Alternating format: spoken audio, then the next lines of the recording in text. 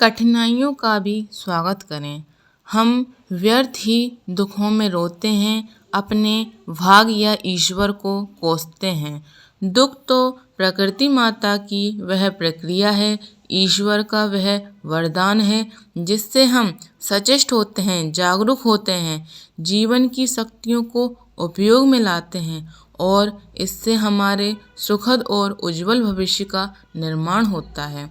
सुख को हम प्यार करते हैं किंतु दुख में रोते हैं, चिंता और शोक में डूब जाते हैं। यह हमारे एकांगी दृष्टिकोण और अज्ञान का ही परिणाम है। सुख की तरह ही दुख भी जीवन का अभिन्न पहलू है।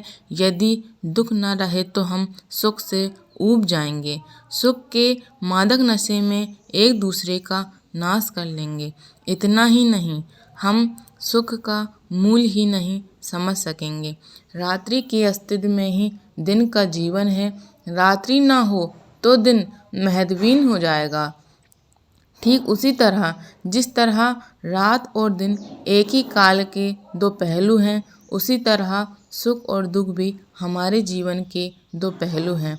जिस तरह रात के बाद दिन और दिन के बाद रात आती है, उसी तरह दुख के बाद सुख और सुख के बाद दुख का क्रम भी चलता रहता है। आवश्यकता इस बात की है कि सुख की तरह ही हम दुख का भी स्वागत करें, उसमें शांत मना स्थिर दृढ़ रहकर अपने कर्तव्य में लगे रहें। स्मरण रखिए कि शाश्वत मूल्यों को समझ लेने पर, कर्तव्य में जुट जाने पर कठिनाइयाँ और दुख नाम की कोई वस्तु शेष नहीं रहती। इसलिए हमें कभी भी कठिनाइयों और दुखों से घबराना नहीं चाहिए और निरंतर शांत मन से स्थिर रहकर, दृढ़ रहकर अपने कर्तव्य में लगे रहना चाहिए। सुख और दुख तो जीवन के दो पहलू हैं, उनसे कभी हमें निराश नहीं होना चाहिए और लगातार अपने जीवन पथ पर दृढ़ रहकर इच्छा शक्ति से आगे बढ़ते रहना चाहिए।